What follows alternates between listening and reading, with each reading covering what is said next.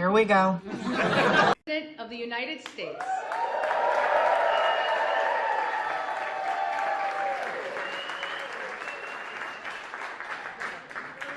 Well,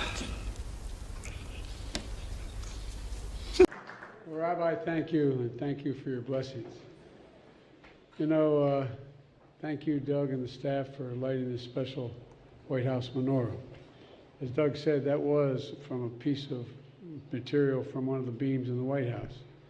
And I thought it's about time we had a permanent menorah here in the White House.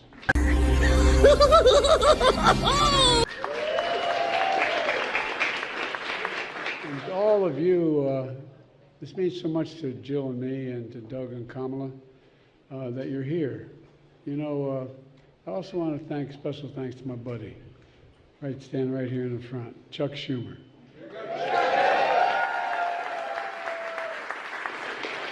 Yo, is he okay?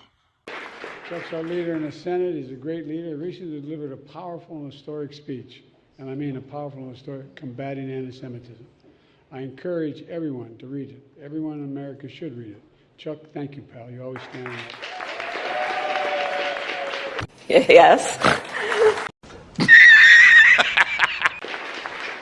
The Talmud says what comes from the heart goes to the heart. That's the warmth and kinship I feel so deeply with the Jewish community. I got in trouble, got criticized very badly by the southern part of my state and some of the southern parts of the country when 35 years ago I said, you don't have to be a Jew to be a Zionist, and I'm a Zionist.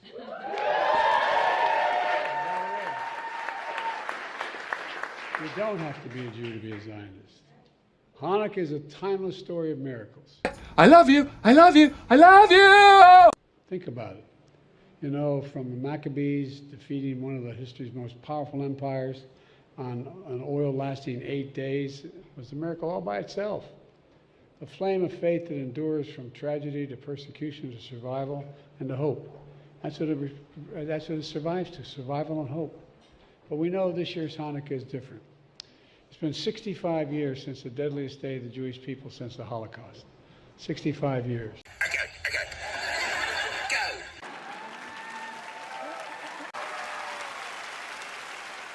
Most of you, and I got to meet with 5 survivors downstairs. That's why we're a little bit late.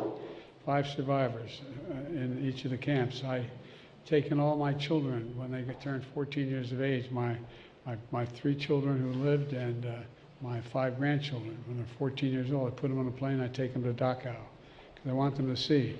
I want them to spend the day there and see. You can't pretend you don't know. Silence is complicity. Most of you know someone directly or indirectly, a family, a friend, and stolen from you, or wounded, traumatized, or called up in the reserves in this last attack in Israel. As I said after the attack, my commitment to the safety of the Jewish people and the security of Israel and its right to exist is independent, as an independent Jewish state is unshakable. Folks, were there no Israel, there wouldn't be a Jew in the world that was safe. Were there no Israel. Hold it down too. I make no bones about it. I've had my differences with some Israeli leadership. I've known Bibi for now 51 years. He has a picture on his desk of he and I when he was a young member of the Israeli service here, foreign service. And I was a 32-year-old senator. And I wrote on the top of it, Bibi, I love you, but I don't agree with a damn thing you had to say. It's about the same today. I love it. But look, it's a tough spot. Tough spot. We continue to provide military assistance to Israel until they get rid of Hamas.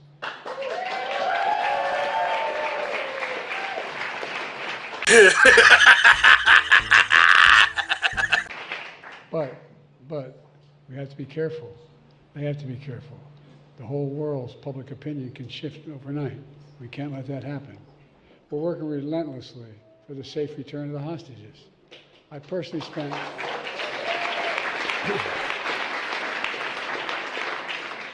spent countless hours, and I mean it, probably up to 20 hours, with the Qataris and the Egyptians, the Israelis, to secure the freedom of hostages. to get the trucks in, to get the humanitarian aid flowing, to convince them to open the gate, to have El-Sisi make sure he opened the gate into Egypt. And there's a whole range of things going on now that are really very, very difficult. We've gotten more than 100 hostages out, and we're not going to stop till we get every one of them home.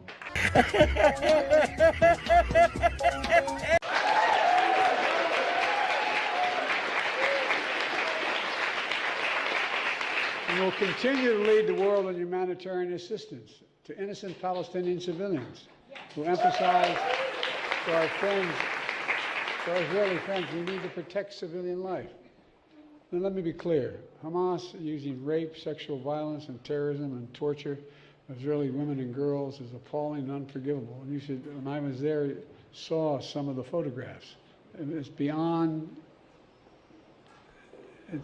comprehension. Bro. We all have to condemn such brutality without equivocation, without exception.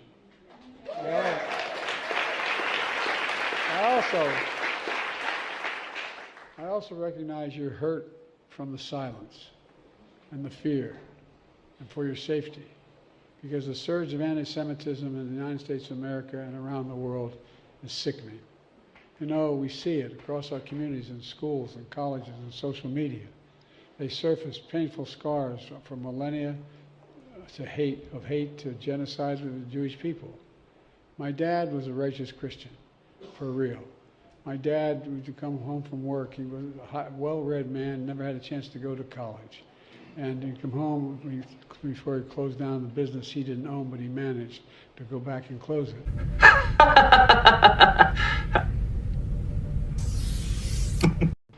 And the kitchen table was, the dinner table was where we had conversation and incidentally ate. My dad taught us about the horror of the Shoah. He talked about why we didn't let the ship in, why we didn't bomb the railroad tracks, and on and on and on. As I said, it awakened in me and my brothers and sisters and our children a sense, and our grandchildren, that this can happen again. Silence is complicity. Silence is complicity. As I said, that's why I've taken all of my children and grandchildren to Dachau. Oh my God. And one to Auschwitz. Look, folks, we just met with Holocaust survivors downstairs, including a widow of a dear friend of the late Elie Wiesel, who taught us about the perils of indifference. I think that they experienced only to see what's happening today. It's been clear that our administration stands with them, arm in arm in arm. We're not going to walk away.